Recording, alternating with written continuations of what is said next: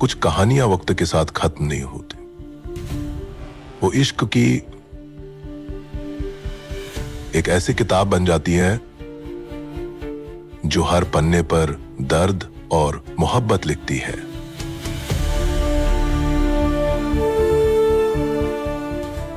ये कहानी है उसी अधूरे इश्क की जो लौट आया है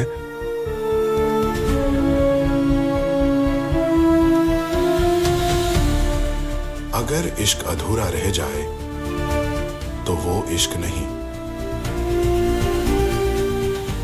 बस एक कहानी बनकर रह जाता है। लेकिन मोहब्बत अगर सच्ची हो कभी खत्म नहीं होती।